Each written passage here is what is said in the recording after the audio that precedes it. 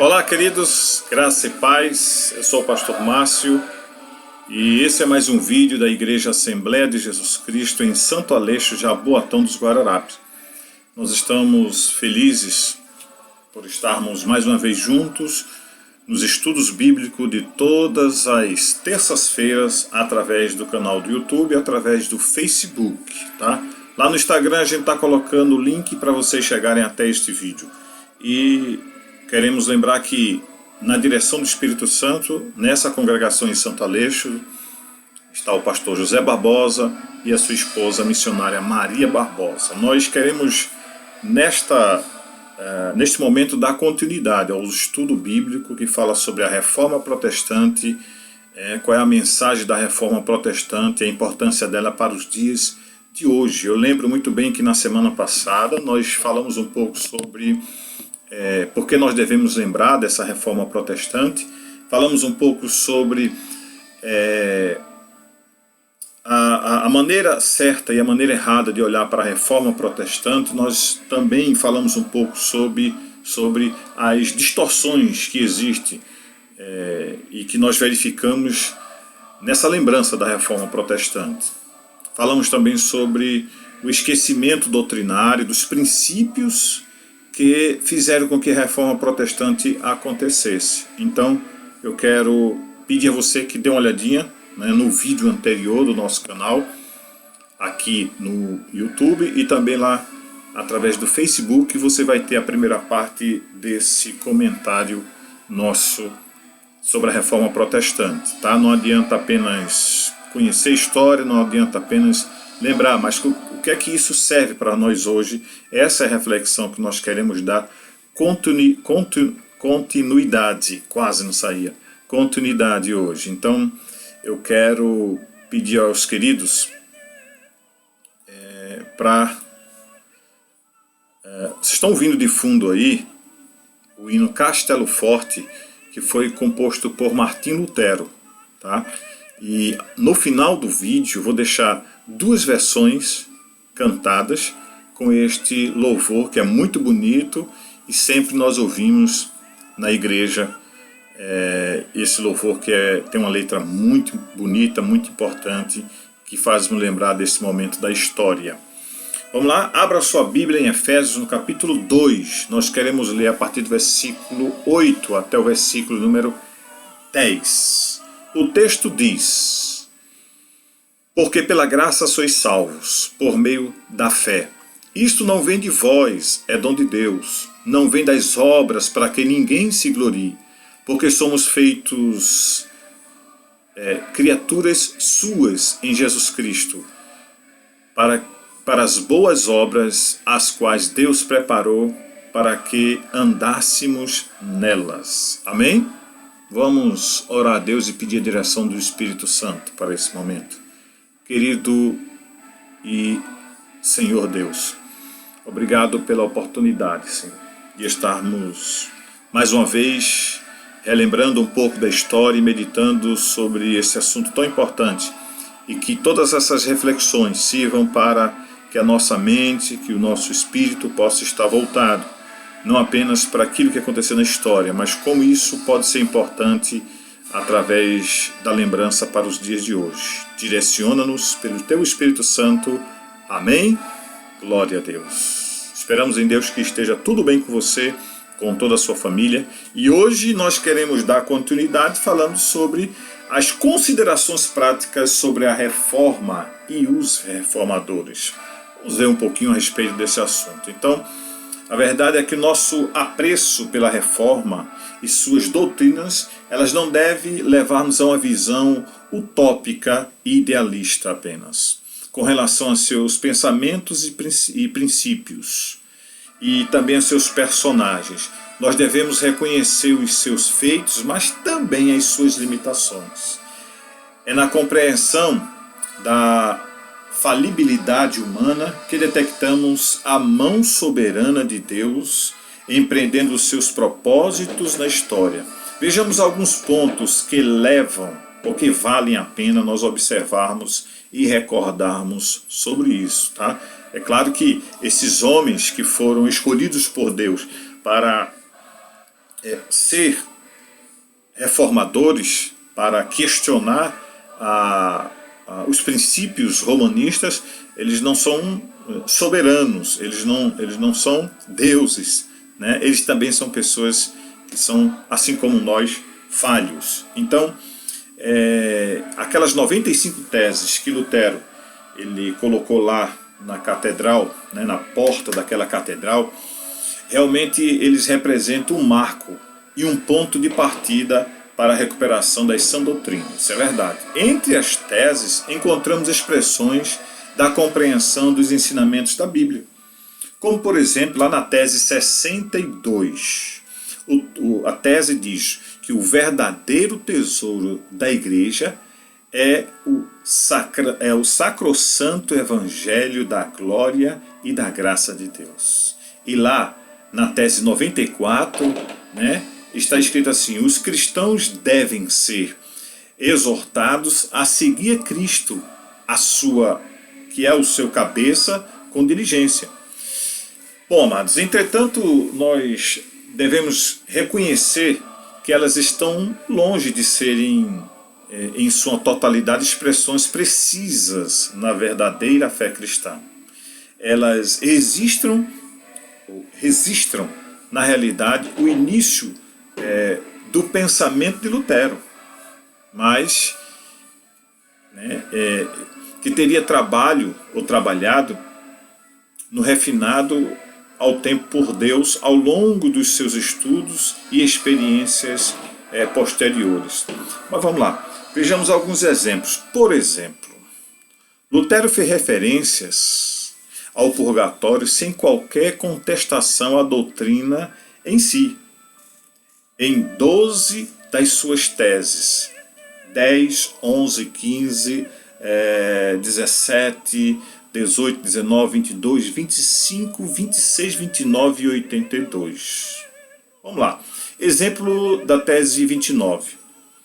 Quem disse que todas as almas do purgatório desejam ser redimidas? Temos exceções registradas nos casos de Severino e de São Pascoal, de acordo com a lenda sobre eles. Além da menção aos santos na tese acima, Lutero também faz referência a Maria como mãe de Deus, tese 75. Aparentemente,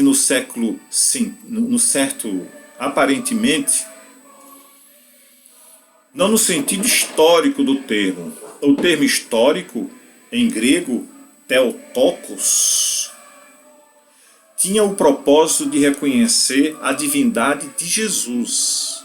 Mas, no conceito católico da expressão, que infere a existência de um poder especial em Maria, diz a tese 75. É loucura considerar que as indulgências papais têm tão grande poder que elas poderiam absorver um homem que tivesse feito o impossível e o violado a própria mãe de Deus. Então, vocês estão vendo que, apesar de Martinho Lutero ter sido grande reformador reconhecido na história, mas existe também coisas que eram preciso, por Deus, ao longo dos anos, ser corrigidos. Também porque com relação a Deus e sua palavra, não tem ninguém infalível. É a palavra que é infalível, é a palavra que tem poder para isso. Tá? Então, você observa que, apesar do rompimento com a igreja, Martinho Lutero ainda tinha esse conceito de aceitação de Maria como mãe de Deus. Né? A questão até lógica, como é que uma criatura que foi colocada no mundo, como Maria, escolhida por Deus, ela poderia ser mãe do próprio Deus. Se ela foi e sempre, a gente vai ter ela como uma querida mulher escolhida por Deus, mas isso não fez dela mãe de Deus, no sentido pleno da palavra. Tá bom? Jesus, ele foi concebido pelo Espírito Santo no ventre de Maria, e esse nascimento de Jesus, ele veio homem, melhor, veio Deus encarnado na forma de homem, e ele teve todos os sentimentos que o ser humano pode ter tido necessidade, né, ou expressar, e como 100% Deus, 100% homem também, ele teve suas limitações. Então, é por isso que nós queremos colocar isso, tá? Vamos lá. Além da menção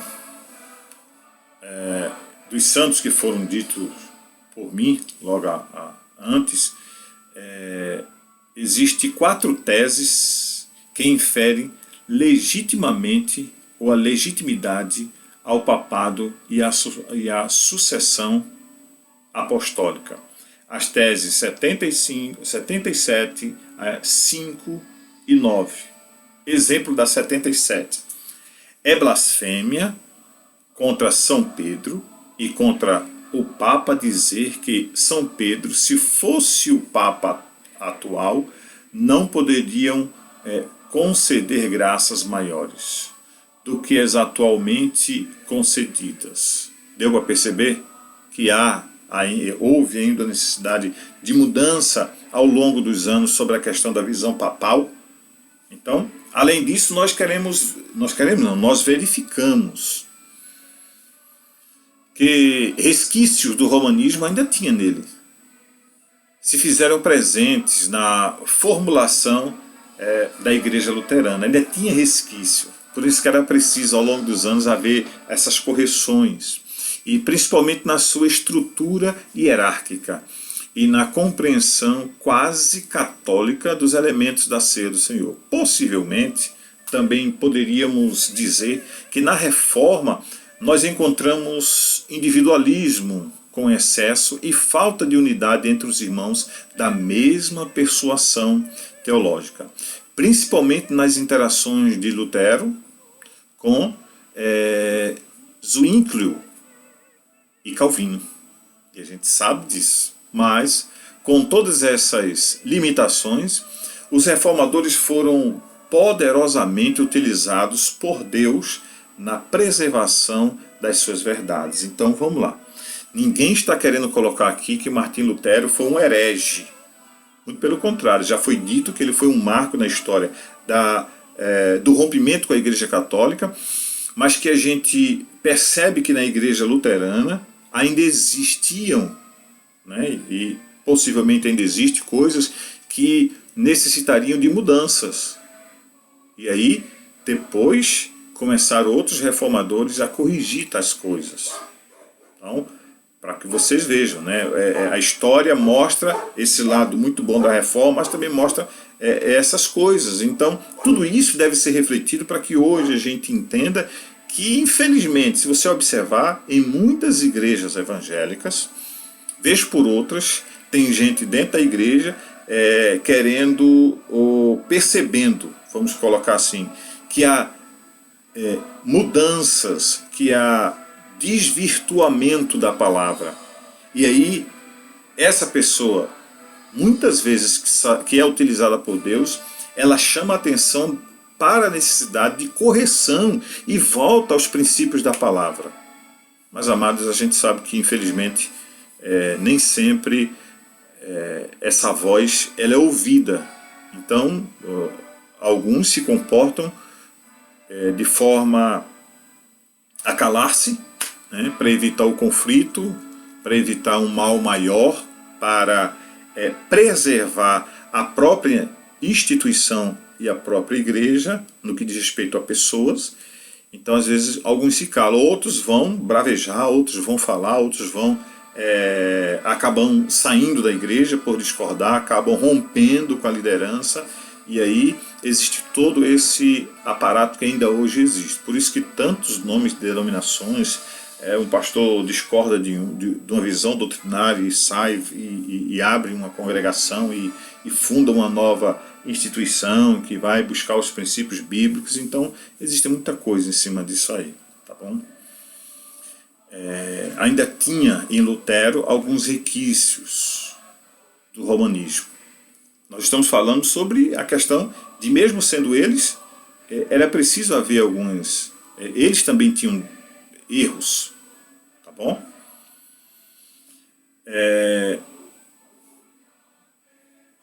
Também Martim Lutero, ele teve uma eminente revolta espiritual. Então, não podemos compreender a reforma se acharmos que Lutero liderou uma revolta contra pessoas, contra padres corruptos apenas. A ação de Lutero foi uma revolta contra a estrutura errada, de uma doutrina errada, de uma igreja que distorcia a salvação. Por isso que o texto que eu li deixa claro: pela graça de Deus sois salvos. Porque a visão da igreja romana é que, se não estivesse na igreja romanista, não poderia ser salvo. E a gente sabe que isso não é Bíblia, a salvação é pela fé. A igreja romana, católica, ela acredita que a salvação, hoje eles até acreditam que a salvação é pela fé, mas precisa de obras para que a salvação seja completa. E a gente sabe, eu vou ler daqui um pouquinho o texto de Tiago 2, 17 e 18, que Tiago fala a respeito disso, exatamente sobre isso, que não adianta as obras, né? E quando ele fala disto, ele deixa claro e não se contradiz com aquilo que o apóstolo Paulo fala a respeito da salvação pela fé, tá bom? Então, havia distorções na Igreja Católica com respeito à salvação. Não foi um movimento sociológico apenas. Ele não pretendia ensinar a salvação do homem pela reforma da sociedade, mas compreendia que a sociedade era reformada pelas ações do homem resgatado por Deus. Bom, na realidade, a reforma do século XVI foi um grande reavivamento espiritual operado por Deus, que começou com uma experiência pessoal de conversão. Veja, a partir da pessoa se converter com conhecimento dos textos bíblicos, a pessoa começa a agir diferente, o Espírito Santo começou a agir diferente para ver a reforma protestante. Na verdade, Lutero ele não reformou novas doutrinas ou novas verdades, mas redescobriu a Bíblia em sua pureza e singularidade.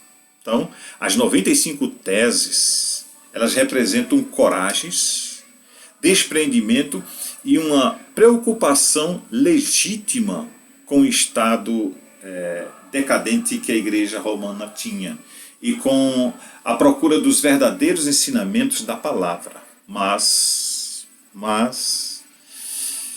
é um erro nós acharmos que a reforma marca o surgimento de várias doutrinas nunca dantes formuladas. A palavra de Deus, cujas doutrinas estavam soterradas sob os entulhos da tradição, é que foi resgatada. Uma das características comuns das seitas é apresentarem ou darem a apresentação de supostas verdades que nunca haviam sido compreendidas antes. Até a sua revelação, alguns líderes, essas verdades que alguns líderes acham que são verdades, né, redescobertas, passam a ser determinantes na interpretação das demais e ponto central dos ensinamentos. A reforma coloca-se em completa oposição a estas características. Nenhum dos reformadores declarou ter descoberto qualquer verdade oculta, mas eles não somente e tão somente apresentaram em toda a singeleza os ensinamentos das Escrituras, seus comentários e controvérsias versaram sempre sobre a clara exposição da palavra de Deus. Então, a ideia da reforma protestante não é criar uma nova doutrina. Observe a grande diferença das pessoas olharem a Reforma Protestante e dizer que Martim Lutero e outros, eles criaram uma doutrina. Não criaram. Como já foi dito, a Reforma Protestante ela acaba sendo um instrumento para tirar as escamas dos olhos das pessoas que tinham difícil acesso ao conhecimento da palavra. Era mostrar as verdades que já estavam lá, não de criar doutrinas. É bem diferente de algumas pessoas hoje, que, como foi comentado aqui, das seitas que surgem a partir de uma pseudo-revelação. Né? Eu não vou citar nomes aqui de seitas porque não é o propósito, mas a gente conhece seitas cujos seus líderes tiveram uma suposta revelação e que, segundo eles, Deus enviou uma nova doutrina. Ora, nenhuma doutrina criada ou enviada, né, ela pode ser considerada doutrina, ensinamento de Deus, sem um crivo da palavra de Deus. Tem que primeiro passar pelaquilo que a palavra de Deus diz para ser verdade ou mentira a respeito de Deus, a respeito do homem, enfim, de tudo aquilo, mas primeiro tem que ser pela palavra de Deus.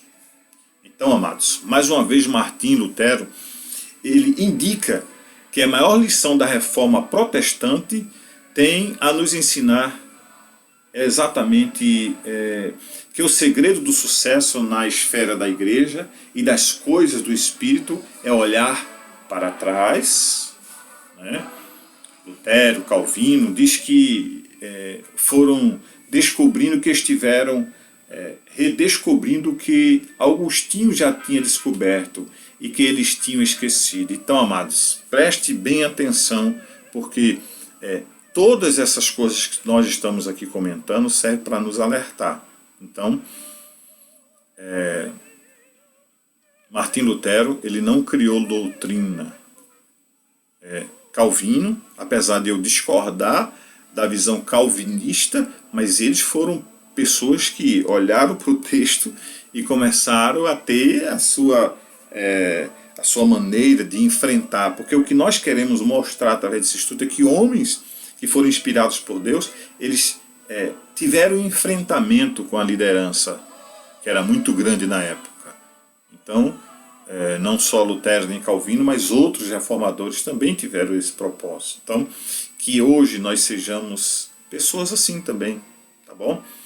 Então, qual é a mensagem, apesar de tudo que foi comentado, apesar de tudo que foi dito, qual é a mensagem da Reforma Protestante para os dias de hoje, meus amados? O que é que isso vem nos ensinar?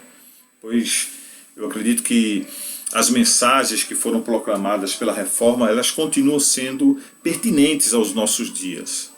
Da mesma forma como as Escrituras são sempre atuais e representam a vontade de Deus ao homem, em todas as ações, a Reforma, com suas mensagens extraídas e baseadas nas Escrituras Sagradas, ela transborda em atualidade para a cena contemporânea da Igreja Evangélica no Brasil e no mundo.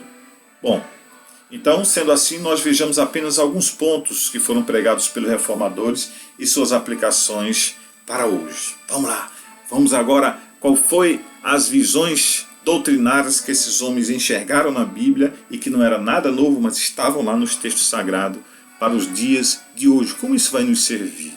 Então, primeira coisa que a gente precisa aprender ou entender a respeito disso é que a reforma, né, porque ela é importante para os dias de hoje, é que a reforma ela resgatou o conceito do pecado. Porque antes o pecado para o romanismo era algo que podia ser pago pelas indulgências. Amigos, sinceramente. Mas antes de nós falarmos sobre o assunto, eu queria ler com você o que está escrito em Romanos, no capítulo 3, versículo 10 ao 23. Vamos ler comigo? É estudo bíblico, tá? Então vamos lá. Romanos capítulo 10. E nós vamos ler a partir do versículo de número... Romanos 3, versículo 10 até o 23. Vejamos o que é que o texto sagrado diz para nós neste dia. Como está escrito, não há um justo, nenhum sequer. Não há ninguém que entenda. Não há ninguém que busque a Deus. Versículo 12. Todos se extraviaram e juntamente se fizeram inúteis. Não há quem faça o bem. Não há nenhum só. A sua garganta é um sepulcro aberto. Com as suas línguas tratam enganosamente. Peçonha de áspides está debaixo dos seus lábios, cuja boca está cheia de maldição e amargura. Os seus pés são ligeiros para derramar sangue. Em seus caminhos há destruição e miséria. E não conheceram o caminho da paz. Não há temor de Deus diante dos seus olhos. Ora, nós sabemos que tudo o que a lei diz, aos que estão debaixo da lei, o diz, para que toda a boca esteja fechada e todo o mundo seja condenável diante de Deus. Por isso, nenhuma carne será justificada diante dele pelas obras da lei. Porque pela lei vem o conhecimento do pecado. Mas agora se manifestou sem a lei a justiça de Deus, tendo o testemunho da lei e dos profetas. Isto é, a justiça de Deus pela fé em Jesus Cristo, para todos e sobre todos os que creem, porque não há diferença. Porque todos pecaram e destituídos estão da glória de Deus, mas sendo justificados gratuitamente pela sua graça, pela redenção que há em Cristo Jesus, a qual Deus propôs para a propiciação pela fé no sangue de Jesus, para demonstrar a sua justiça pela remissão dos pecados dantes cometidos sobre a paciência de Deus.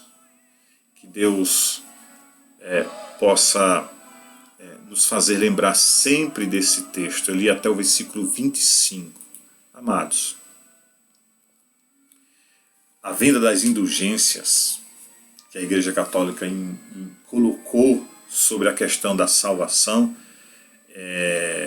dava a entender que apenas com a compra a pessoa poderia ter direito que o pecado fosse banido ou apagado. Então essa venda de indulgência ela mostra como o conceito do pecado estava distorcido na época da Reforma Protestante, lá no século XVI. A igreja medieval e principalmente a ascensão de Testizel fugiram totalmente da visão bíblica de que pecado é uma transgressão da lei de Deus e qualquer falta de conformidade com seus padrões de justiça e santidade. A essência do pecado foi banalizada, meus queridos. Foi banalizada ao ponto de se acreditar que seu resgate podia se efetivar pelo dinheiro. Então eles compravam a remissão do pecado. É fácil vermos as aplicações que a falta de um conceito bíblico de pecado tem para outras doutrinas chaves da fé cristã. Por exemplo, se o resgate é uma função da soma de dinheiro paga, como fica a expiação de Jesus? Qual a necessidade dele então, se fosse só por dinheiro? Veja como era uma desvirtuação da verdade e dos princípios que nortearam a obra de Deus sobre a salvação do ser humano. Ao se insurgir contra a indulgência, Lutero estava, na realidade, reapresentando a mensagem da palavra de Deus sobre o homem e seu estado, suas responsabilidades perante Deus, Santo e Criador. A sua necessidade de redenção. Havia e há uma necessidade do homem se redimir diante de Deus. Então, se fosse se a remissão do pecado fosse apenas pago, como ficariam os pobres? E a redenção que Cristo fez? Para que Cristo morreu então? Então não havia necessidade. Então esse foi um erro que Martim Lutero percebeu e resgatou a verdade bíblica para mostrar que pecado só quem pode perdoar é Deus através de Jesus Cristo. Para isso Jesus se revelou. É por isso que Paulo diz que todos os pecados estavam longe da glória de Deus. Mas, amado, hoje esses conceitos eles estão cada vez mais ausentes da doutrina da igreja contemporânea. A mensagem da reforma continua necessária aos nossos dias. Nós nos acostumamos a ouvir que todas as ações são legítimas, que pecado é um conceito relativo e ultrapassado. A gente está vendo isso nas igrejas, muitas vezes pregado no púlpito. O que importa é a felicidade pessoal e não observância de princípios. Mesmo nos meios evangélicos, irmãos, existe grande falta de discernimento a respeito disso. Não há mais uma preocupação muito maior em encontrar justificativas, explicações, racionalizações do que com a convicção do pecado e o arrependimento. Gente, pecado na Bíblia é universal. Não vamos relativizar o pecado. Então, por isso que a reforma protestante e o resgate de algumas coisas, de muitas delas, para isso que a gente tem que olhar a reforma protestante. Para que serve a reforma protestante ser observada nos dias de hoje? É para mostrar que, ao olharmos o texto, como Lutero olhou na época, e ele percebeu que a venda de indulgências, que era colocado pela Igreja Católica Romana, era instrumento de apagar o pecado das pessoas, e as pessoas achavam que era desse jeito. Hoje, se nós não vigiarmos, pecado vai virar uma coisa relativa, como eu disse antes. Então pecado não é coisa relativa. Pecado é transgressão a Deus. Pecado é errar o alvo. Então devemos sim falar sobre pecado no púlpito da igreja. Não falar como ensino, mas falar que Deus abomina o pecado. Ama o pecador, mas abomina o pecado. Lembre-se disso. A reforma protestante aponta para que a gente olhe para essas coisas, e para isso serve no dia de hoje. A reforma protestante ela pregou também sobre a doutrina da justificação somente pela fé. Lembra do texto que foi lido lá no capítulo 2? Mas eu quero ler com você também. Abra sua Bíblia em Gálatas capítulo 3. Vamos lá para Gálatas novamente. Capítulo 3 de Gálatas. Abra a Bíblia, irmão. Vamos ler a partir do versículo de número 10 até o 14. Vamos lá. O que é que diz o texto? Deixa eu ver aqui. Vou tomar uma água. Já estou com a garganta seca.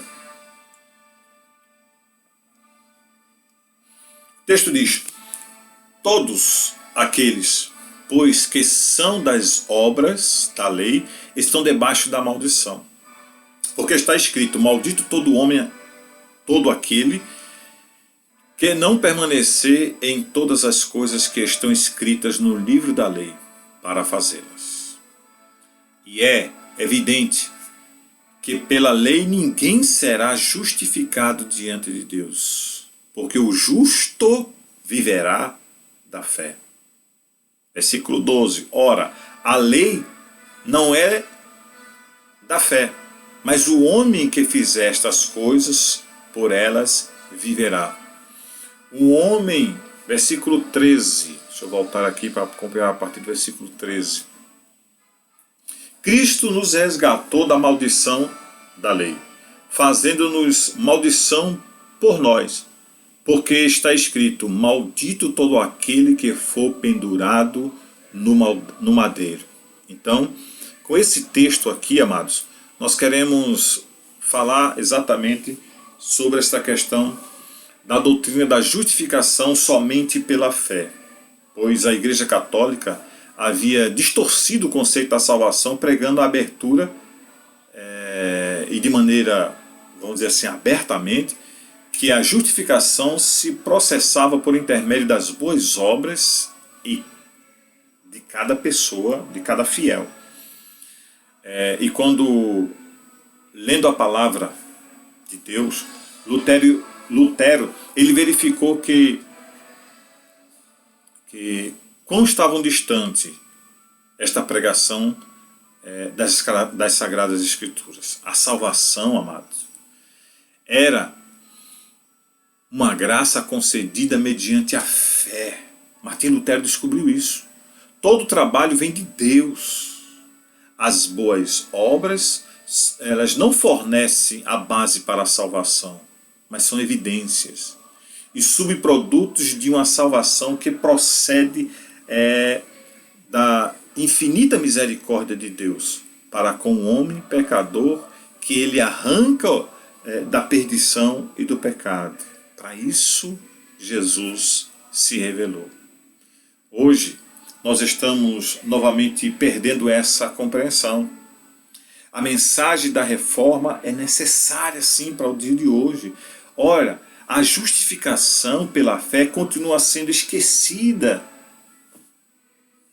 E muitas vezes procura-se justificação pelas obras. Ah, se o irmão doar tanto. Ah, se eu der tanto de dízimo. Ah, se eu me esmerar demais na obra de Deus. Ah, se eu tenho que cansar, eu tenho que estar de manhã, de tarde, de noite, segunda, terça, quarta, quinta, sexta, sábado, domingo na igreja, fazendo alguma coisa, porque senão, ao invés das pessoas estarem preocupadas se Deus está olhando isso e se agradando disso, e se é isso o meio pelo qual a salvação vem, não é, cara. Não é, irmão.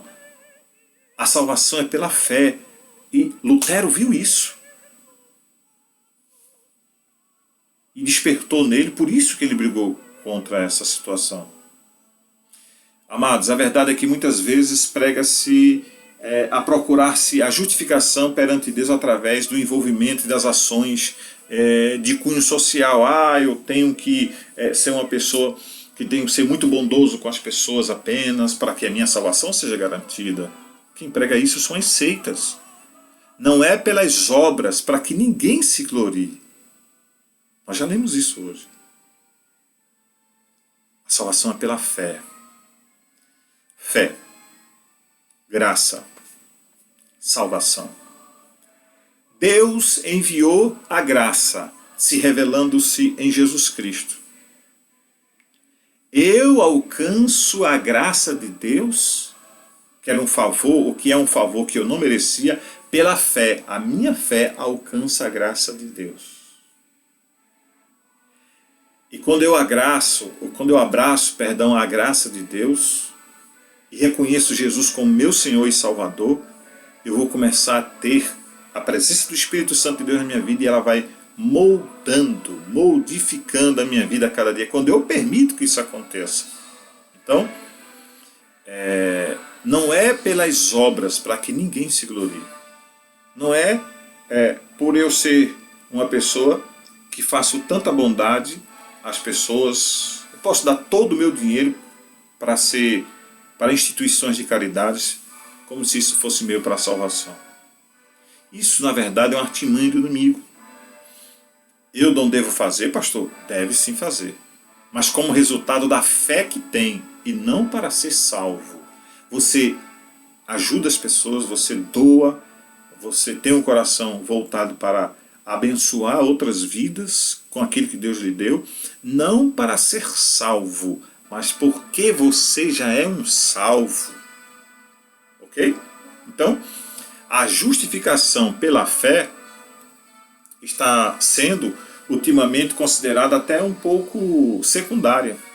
Então, mesmo do campo evangélico, partindo-se para o trabalho da ampla cooperação com base de fé e de unidade, como vimos no pensamento expresso pelo documentário, já que foi colocado aqui, evangélicos e católicos juntos. Lembra lá atrás, está na primeira lição, ou no primeiro vídeo, nós falamos sobre um documentário, um documento que foi colocado nos Estados Unidos sobre a união de católicos e protestantes evangélicos, com o intuito de disseminar ou desfazer os conflitos que houve na Reforma Protestante. E a ideia não é essa, é a gente procurar a palavra de Deus. Então, a justificação pela fé está sendo ultimamente considerada de maneira secundária. Não, em segundo plano, não. A justificação pela fé é uma coisa que é bíblica, está clara em todo o contexto da Bíblia. Tá bom?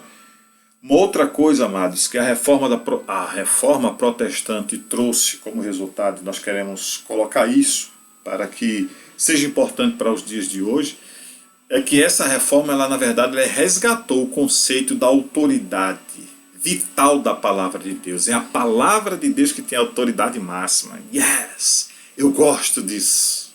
Eu gosto disso. Porque nós estamos vendo nos dias de hoje, irmãos, líderes que eu tenho toda certeza que foi escolhido por Deus para estar na liderança dessa igreja, né, que está sendo tão abençoada por Deus. Acontece que se esses irmãos não observarem, eles vão tomar para si o conceito de autoridade suprema. E se nós não tivermos cuidado, cada fala desses homens ou até mulheres, eles passam a querer, na sua fala, substituir aquilo que Deus colocou na sua palavra. E aqui eu venho trazer para os irmãos exatamente um protesto em cima disso, porque essa reforma, ela protestante, e a importância dela para os dias de hoje é para nos fazer refletir sobre isso. Então, a reforma, ela sim resgatou o conceito de autoridade vital da palavra de Deus. E para isso eu quero convidar você a abrir 2 de Pedro, capítulo 1, os versículos 16 até o versículo 21. Abra comigo, deixa eu abrir aqui minha Bíblia. Glória seja dada ao nome de Jesus. Tá bom o estudo, não tá? Tá gostando? Tô amando. 2 Pedro, capítulo de número... 2 Pedro, capítulo de número 1. Tinha botado todo. 1, os versículos de número 16. Vamos lá, queridos. Abra sua Bíblia aí, me acompanhe, por favor. Versículo 16, nós vamos ler até o versículo 21. Vamos lá. Glória a Deus. O texto diz: porque não vos fizemos saber a virtude, a vinda do nosso Senhor Jesus Cristo, segundo fábulas artificialmente compostas, mas nós mesmos vimos a sua majestade.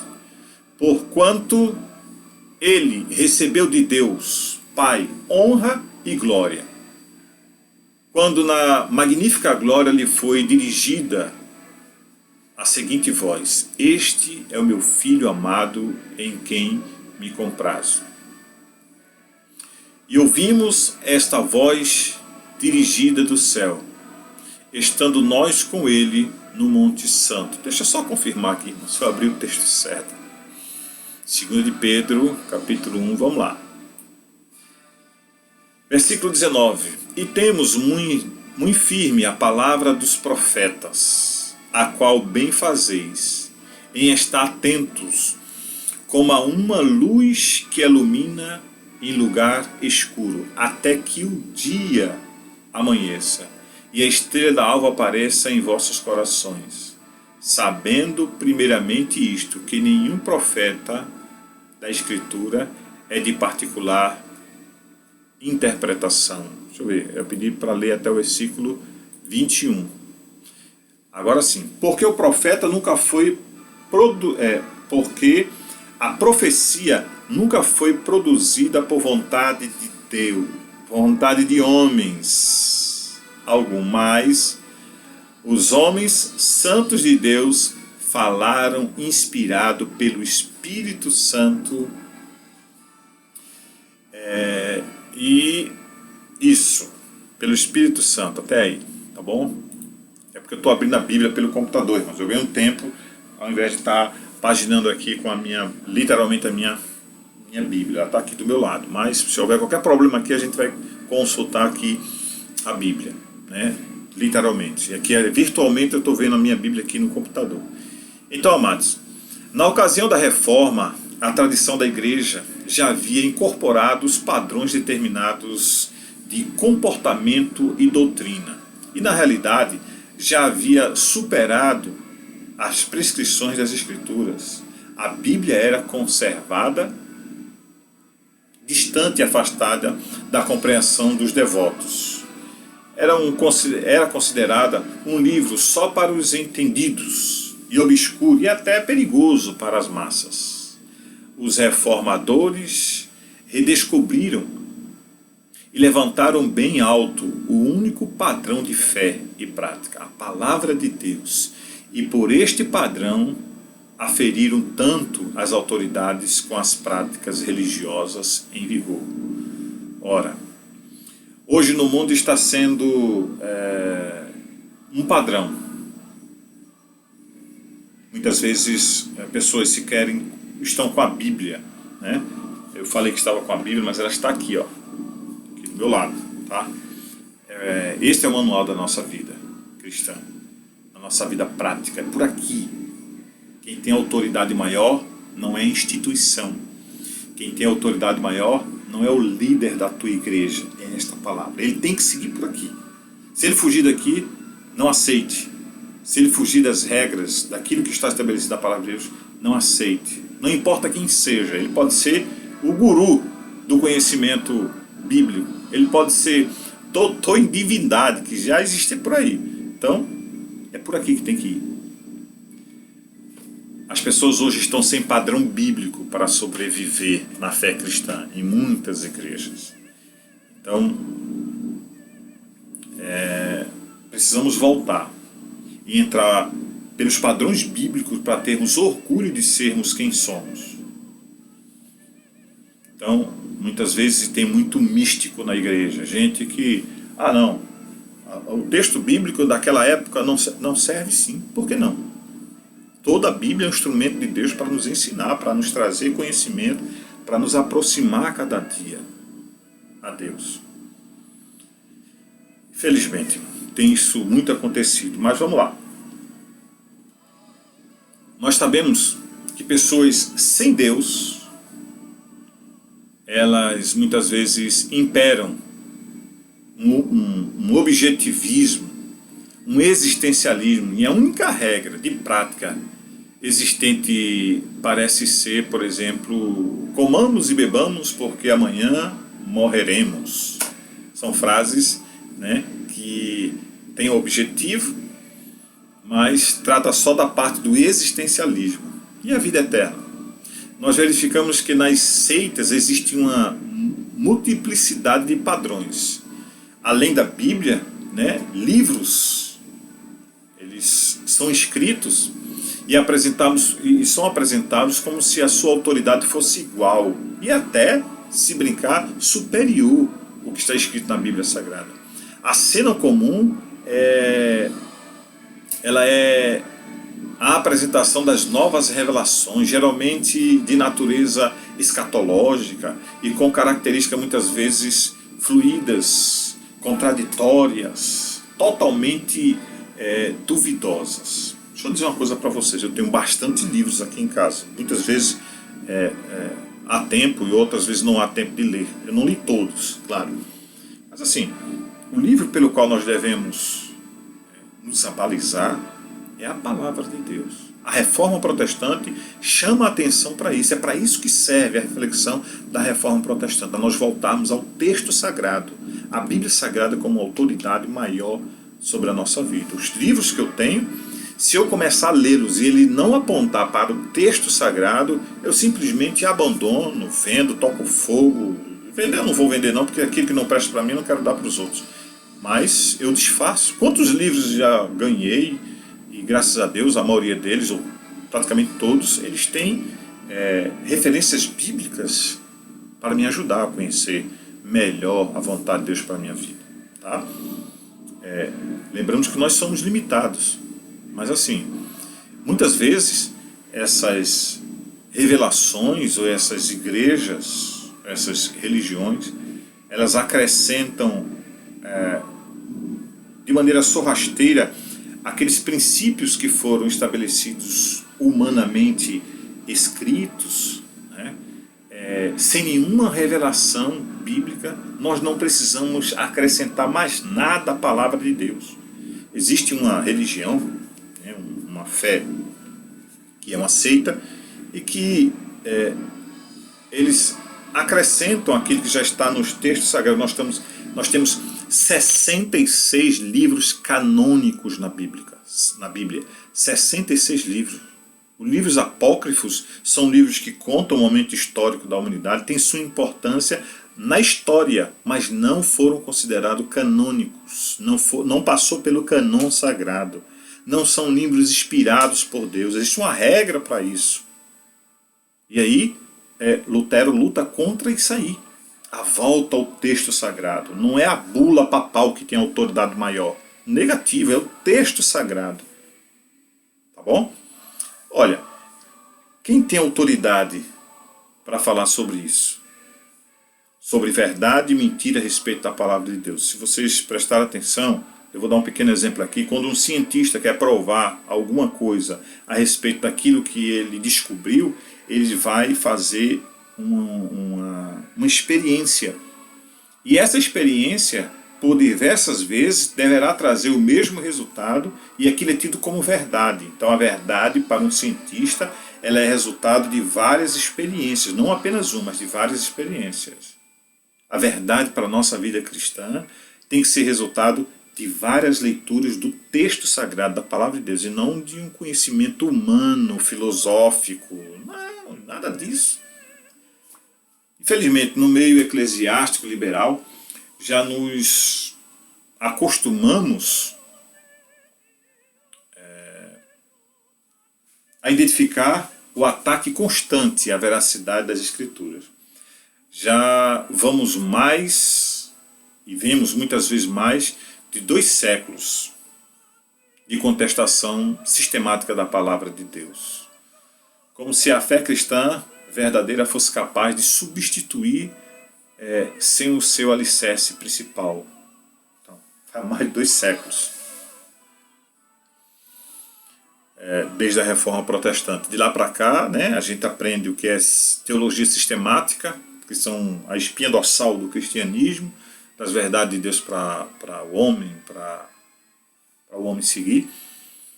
E ainda hoje tem pessoas querendo substituir o texto sagrado por revelações, por pseudos-verdades. Então a gente tem que estar fora disso, tá bom? Por isso que a reflexão da Reforma Protestante serve para a gente lembrar disso aí, de não aceitar absolutamente nada que esteja interferindo na minha fé como um conceito humano, mas não. O texto sagrado é que vai me apontar para isso. Infelizmente, no campo evangélico, que mais somos perturbados com os últimos ataques à Bíblia como regra inefalível da fé prática. Nós vemos ultimamente muitos chamados intelectuais, eles têm questionado a doutrina que coloca a Bíblia como um livro inspirado. Um livro inspirado e também livro sem erro. Livro que não aponta para colocar o homem na vida errada da sua fé. Nós podemos tomar como exemplo, por exemplo, o livro...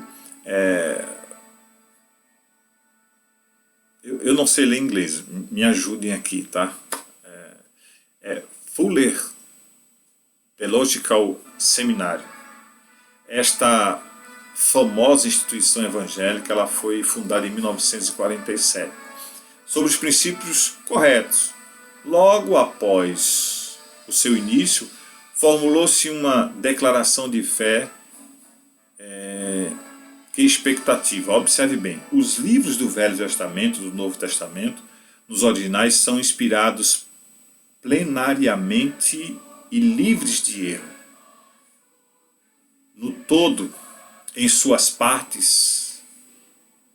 Entretanto, em 1900, isso foi o que eles colocaram no início, mas veja, isso é verdade que eles falaram, mas em 1968, o filho do fundador, Daniel Fuller, que havia estudado sobre Kardec, ou sobre Carl Beck, ele começou a questionar a inerrância da Bíblia, fazendo distinções entre trechos relativos e trechos não relativos das Escrituras. Foi, segundo nessa posição pelo presidente David Humbert e por vários outros professores, todos considerados evangélicos. Logicamente, não há critério coerente ou legítimo para fazer essa definição.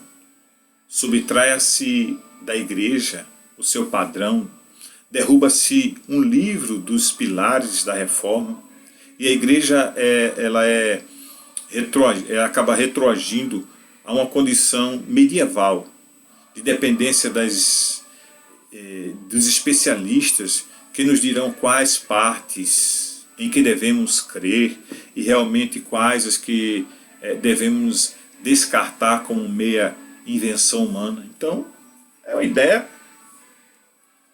de que surgiu, né, com o filho de Fuller, e ele começou a questionar alguns textos sagrados, né? Apesar de ser uma escola de teologia, mas não dá, irmãos.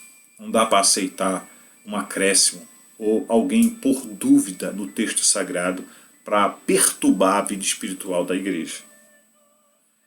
Agora, por incrível que pareça, no campo evangélico chamado neopentecostal, a suficiência da palavra de Deus é desconsiderada e às vezes substituída pelas supostas novas revelações que passam a ser determinadas nas doutrinas e práticas do povo de Deus. Então, só para lembrar os irmãos, as igrejas neopentecostais são essas igrejas que colocam-se, creem, né, num batismo com o Espírito Santo, creem em muita coisa que a fé cristã ela apresenta, mas eles começam a agregar a essa fé comportamentos, esforços humanos na tentativa das pessoas alcançarem a sua salvação, alcançarem a sua fé. Então, vamos lá aqui, vou fazer um comentário sobre algo que eu achei interessante aqui. Em seu capítulo 1, seção 2, a Confissão da Fé de Walter Wittsmith, ele apresenta a mensagem inequívoca da reforma do século XVI, cada vez mais válida para os nossos dias. A Bíblia é clara. Temos que entender que a Bíblia é clara quanto à nossa fé. Tá bom? E ele coloca que ali a Bíblia é descrita como sendo a regra de fé e prática. Então, e de fato é. Regra de fé e de prática. É isso que nos interessa. A nossa vida precisa estar pautada exatamente nisso. Então, uma outra coisa que eu queria mostrar para os irmãos, então, só para definir aqui essa questão da reforma protestante como o conceito da autoridade da palavra de Deus, ela é estabelecida como verdade e não precisa ser acrescentada, né? Meus comentários aqui, agregado àquilo que já foi lido para vocês aqui, é de que exatamente isso, nossa fé, ela deve estar pautada na Bíblia Sagrada, porque somente ela, não homem nenhum, recebe a autoridade de Deus para se colocar acima da palavra. Ela é a nossa regra de fé e prática. Amém? Acabou não, tem mais. A reforma, ela redescobriu a palavra, a doutrina do sacerdócio individual do crente. Opa! Qual era a ideia antes? De que somente os sacerdotes, homens, depois da morte de Cristo, é que tinham direito de interceder a favor das pessoas. Somente o sacerdote tinha o poder de perdoar pecados, entre outras coisas. Então a gente vai trabalhar exatamente isso. Para isso, eu queria que o senhor abrisse, tomar mais água aqui. Abra sua Bíblia na carta aos Hebreus, no capítulo 10, versículos Foi aqui. Hebreus.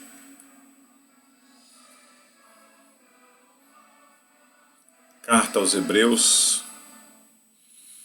Glória ao nome de Jesus.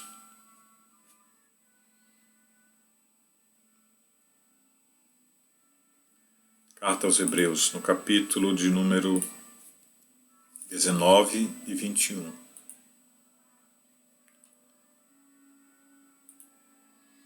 Perdão.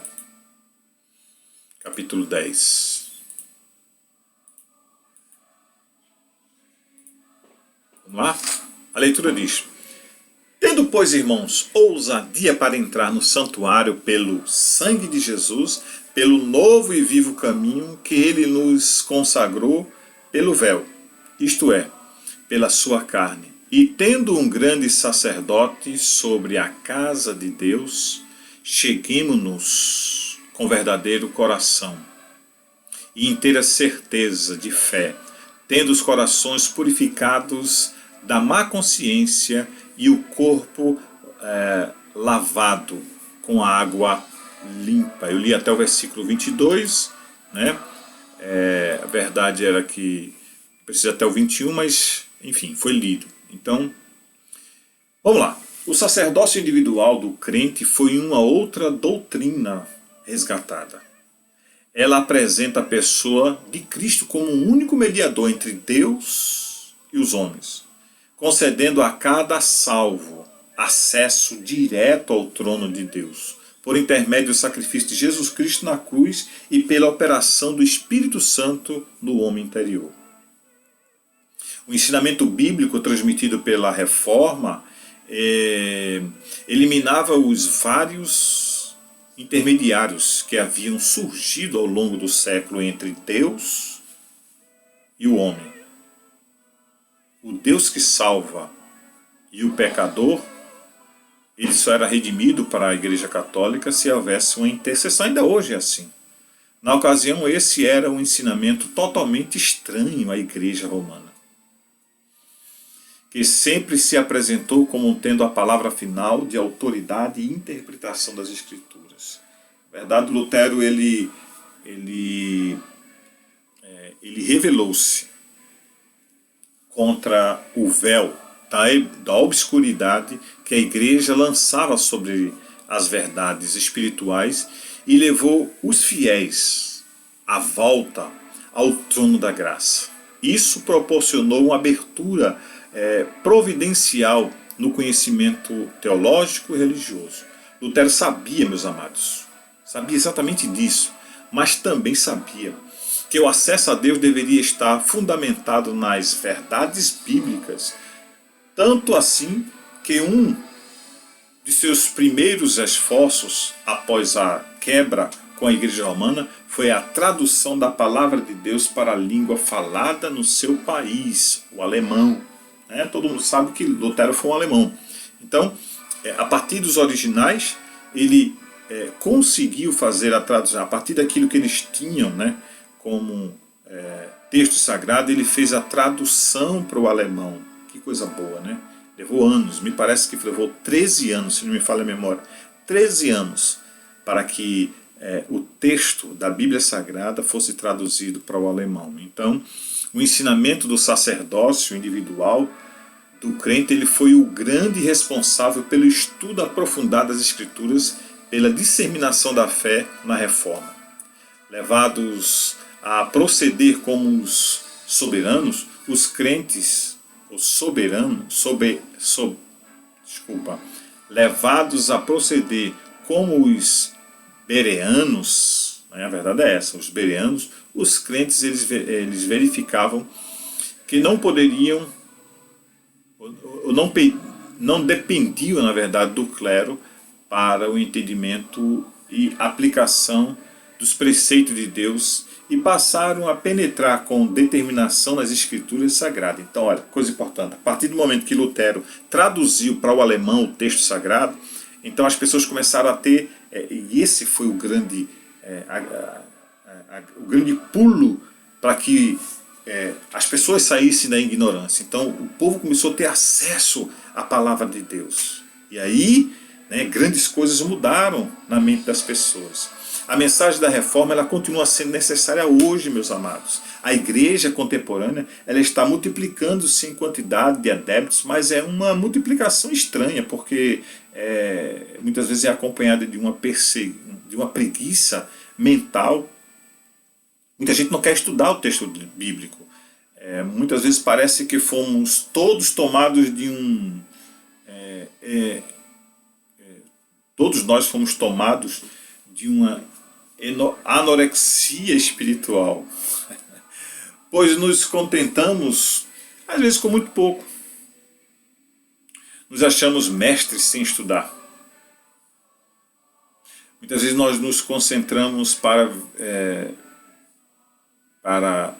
nos concentramos na periferia e não no cerne das doutrinas. E ficamos muitas vezes felizes com o recebimento só do leite. E cadê o caldo grosso? Muitas vezes tem coisas mais sólidas para ser digeridas na palavra e a gente quer ficar só no leite. E Paulo falou sobre isso. Mas a mensagem da reforma é necessária para que não venhamos a testemunhar a consolidação de toda uma geração de cristãos analfabetos. Eu não estou falando analfabeto de não conhecer a leitura, não conhecer o ABC e saber fazer a leitura. É analfabetos espirituais. Em vez de procurarmos coisas enlatadas e de deixar que apenas formas que são muitas vezes entretenimentos povoem a mente das pessoas, nós devemos lembrar-nos constantemente da importância de guardar a palavra no coração, como diz a Bíblia. Queridos, o assunto é sério. O assunto é sério. Nós precisamos nos aperceber de que o conteúdo da palavra de Deus é verdade proporcional objetiva. Mas essa objetividade tem que ser acompanhada do nosso estudo e da nossa capacidade de compreensão sob a iluminação do Espírito Santo e da aplicação coerente dos textos ensinados nessa palavra em nossos dias. Então é assim, é importante estudar sobre a reforma protestante, é importante aplicar para o dia de hoje, porque ela nos faz descobrir que o nosso sacerdócio, hoje você não precisa de Maria, de Pedro, de Tiago, de João, como ainda hoje é aplicado pelos romanos, você não precisa deles para isso, para que você chegue até Deus. E a reforma protestante nos fez o povo abrir os olhos a partir dessa tradução e mostrar que qualquer um das pessoas podiam novamente ter acesso a Deus, porque o sacrifício de Cristo, ele abriu essa cortina. O nosso sacerdócio hoje, ele é real. Então, desfrute disso onde quer que você esteja. Você agora onde está, você pode orar a Deus, você pode falar com Deus, você não vai precisar de ninguém intercedendo para isso. Isso foi que a reforma protestante trouxe como verdade. Então, tem mais? Tem mais. Vamos lá. A reforma protestante, ela também apresentou de forma clara e de maneira inequívoca o conceito da soberania de Deus, somente Deus. Na ocasião, amados, da reforma, as expressões de religiosidade tinham se tornado totalmente centralizadas no homem. Isso ocorreu principalmente pela grande influência de Tomás de Aquino na sistematização do pensamento católico romano, abraçando a ideia de... isso foi abraçado pela ideia de Pelágio, né? Pelágio Aquino, que enfatizou fortemente o livre-arbítrio do ser humano, desconsiderando a gravidade da escravidão ao pecado, que o torna incapaz de escolher o bem, a não ser que ele seja direcionado por Deus. E aí, Lutero reconheceu que a salvação se constituía em algo mais que uma mera convicção intelectual. Era, na realidade, um milagre da parte de Deus. E por isso ele tanto pregou como escreveu sobre a prisão do arbítrio. Costumamos atribuir a cristalização das doutrinas relacionadas com a soberania de Deus a João Calvino, mas o ensinamento bíblico de Lutero traz como não menor veemência uma teologia teocêntrica na qual Deus reina soberanamente em todos os sentidos. Amados, hoje a mensagem ela continua a ser necessária, pois o homem, e não Deus, permanece no centro das atenções. Mesmo dentro dos círculos evangélicos, nossa avaliação, ou melhor, nossa evangelização, ela é efetivada tendo a felicidade do homem como alvo principal e não a glória de Deus. Até a nossa liturgia é desenvolvida em torno de algo que nos faça sentir bem e não com o objetivo maior da glorificação a Deus. Nesse aspecto, amados, nós deveríamos estar atentando à mensagem de Amós, que nos ensina em Amós 4, versículo 4 a 5, que Deus não se impressiona, de forma nenhuma, Deus não se impressiona com uma liturgia que não é direcionada a Ele. Nesse trecho, vemos que a adoração realizada em Betel e Gigal tinha várias características dos cultos contemporâneos. Vamos lá. Primeiro vamos abrir Amós, capítulo 4.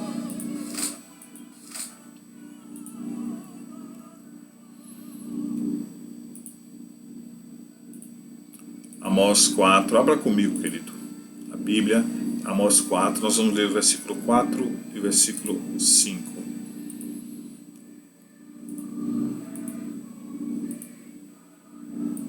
Vamos lá, vou parar aqui para vocês. Vinde a Betel e transgredi a Gigal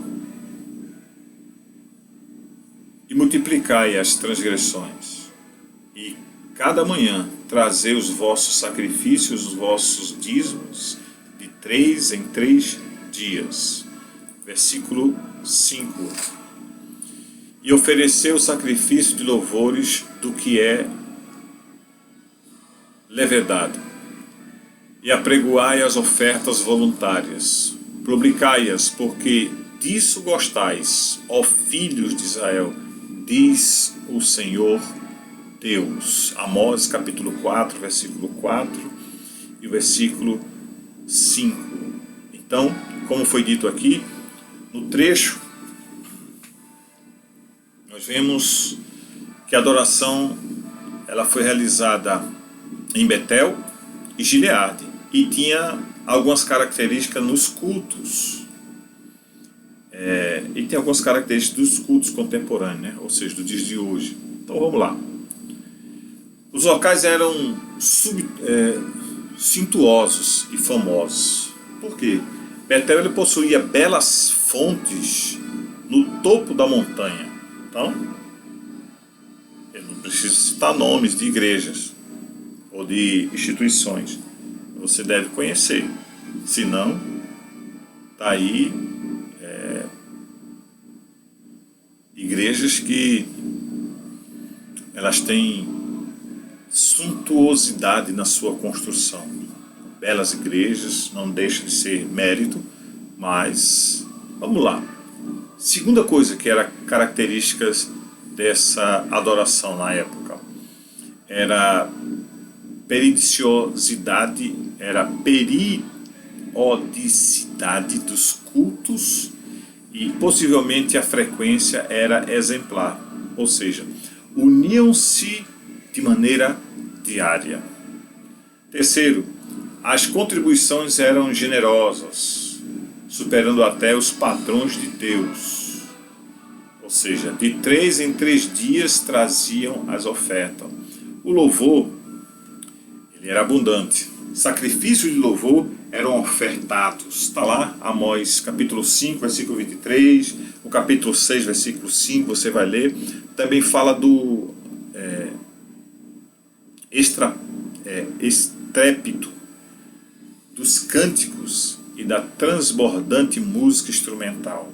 Havia também bastante publicidade, as ofertas eram divulgadas e apregoadas. Ah, meus amados, havia alegria e deleite geral nos trabalhos. Disso gostais, disse o profeta. O resultado de toda essa adoração centralizada no homem foi a mão pesada de Deus.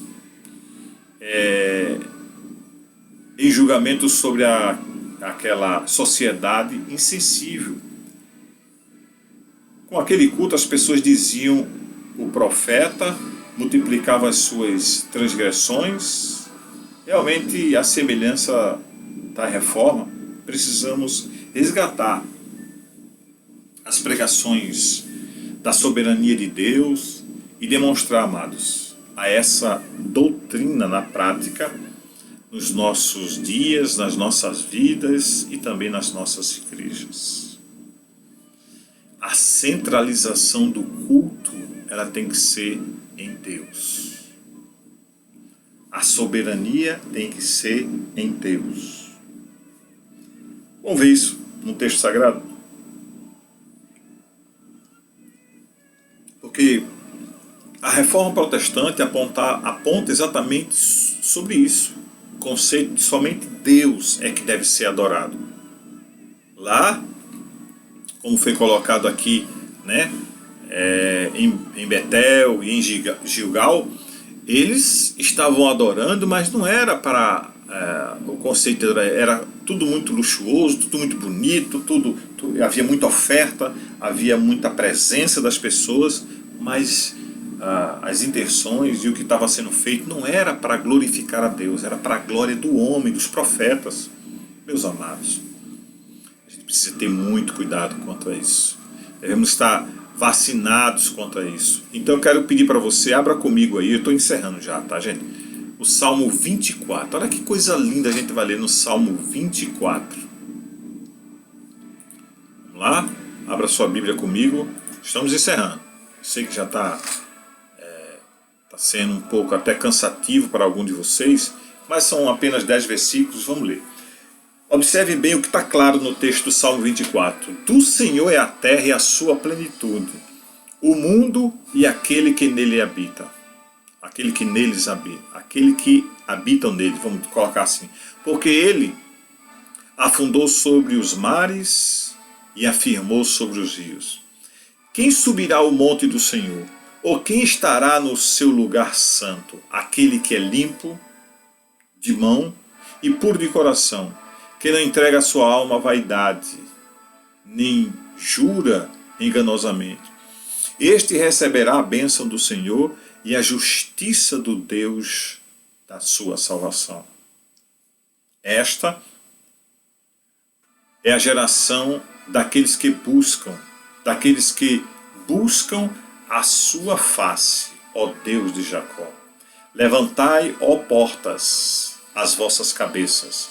Levantai-vos, ó entradas eternas, e entrará o Rei da Glória. Quem é este Rei da Glória? O Senhor forte e poderoso, o Senhor poderoso de guerra. Levantai, ó portais, as vossas cabeças. Levantai-vos, ó entradas eternas, e entrará o Rei da Glória. Quem é esse Rei da Glória? O Senhor dos Exércitos, Ele é o Rei da Glória. Amém? Está aí, queridos. A Deus a glória, a Deus a honra, a Deus todo louvor. Nada de cultuar o homem. Eu sei que, por exemplo, quer ver uma coisa que é muito questionada em muitos lugares? O culto que às vezes é prestado a Deus como gratidão pela vida da ação pastoral. Então vamos lá. Culto de aniversário do pastor. Qual é o principal objetivo do culto? É louvar a Deus pela vida do pastor e não louvar o pastor por causa de Deus. Não, não é isso. É louvar a Deus. Então, o culto de ação e graças, quando as pessoas estão prestando um culto, quando as pessoas estão sendo gratas por aquilo que Deus, então todo o culto vai ser gerado, movido, mesmo que seja um culto para homenagear o pastor, não é para literalmente dizer que a glória está no homem. Não, foi Deus, é Deus que chama, é Deus que capacita, é Deus que dá as ferramentas e temos elas emprestadas. Então lembre-se, a Reforma Protestante também fala sobre a necessidade de nós colocarmos Deus no lugar onde Ele realmente é. Na verdade, Ele nunca saiu do lugar dele. As pessoas é que enxergam diferente. Então, o culto é um lugar onde apenas Deus deve ser adorado. Tá bom? E eu quero concluir com os irmãos dizendo o seguinte. Amados, nós devemos reconhecer a Reforma como um movimento operado por homens falíveis, mas poderosamente utilizados pelo Espírito Santo de Deus, aleluia, para resgatar suas verdades e preservar a sua igreja. Nós não devemos endeusar os reformadores nem a reforma, mas não podemos deixá-la esquecida e nem deixar de proclamar a sua mensagem. Essa mensagem que reflete o ensinamento da palavra de Deus também para os dias de hoje. A natureza humana continua a mesma, submersa no pecado. Os problemas e situações tendem a repetir-se até no seio da igreja. O Deus da reforma fala ao mundo hoje com a mensagem eterna. Devemos, em oração e em temor, ter coragem de proclamá-la, a verdade da palavra de Deus à nossa igreja. É isso, irmãos. Aqui eu concluo esse assunto sobre a mensagem da Reforma Protestante e a importância dela para os dias de hoje. Eu sei que foi um pouco cansativo hoje, até um tempo maior, mas eu quero orar a Deus com você, a fim de que esse momento seja um momento oportuno para que haja reflexão.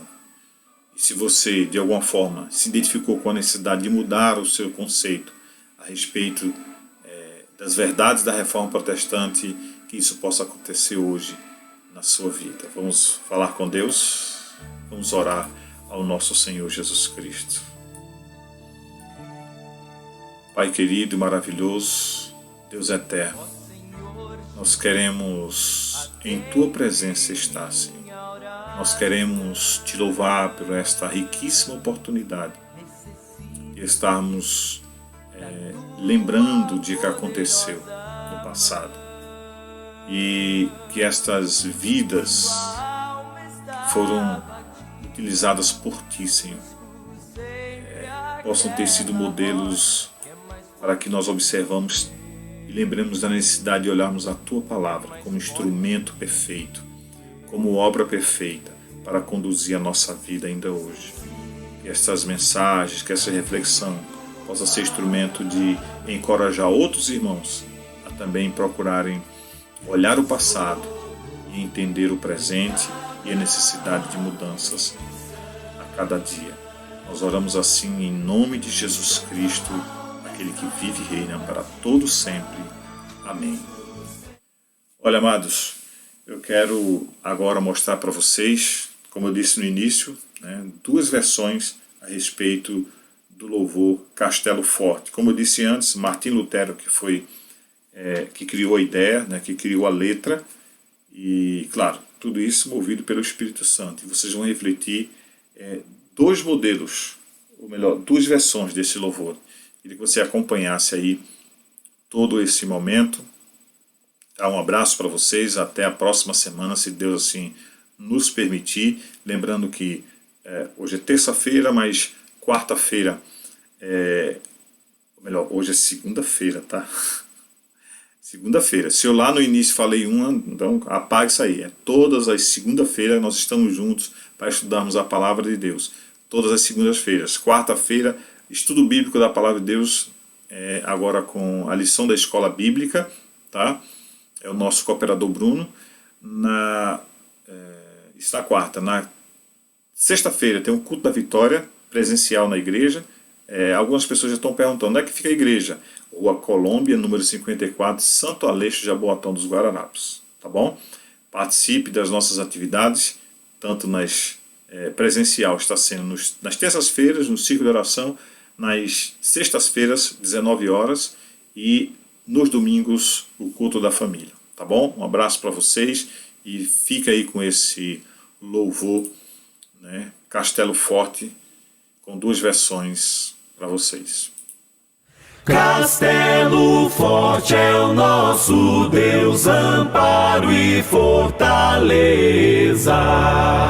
Com seu poder defende os seus na luta e na fraqueza.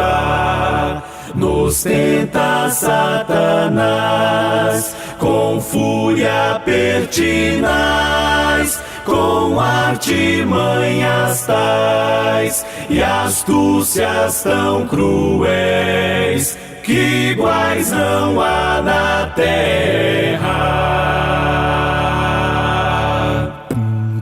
A nossa força nada faz, estamos perdidos, mas nosso Deus socorro traz e somos protegidos. Defende-nos, Jesus, o que venceu na cruz, o Senhor dos altos céus, e sendo também Deus, triunfa na batalha. Que Deus a luta vencerá, sabemos com certeza, e nada nos assustará, com Cristo por defesa.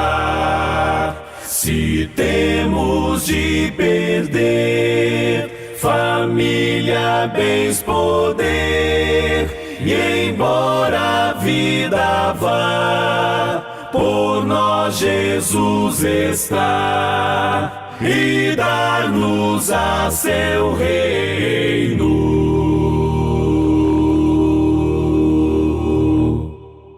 Castelo forte é o nosso Deus.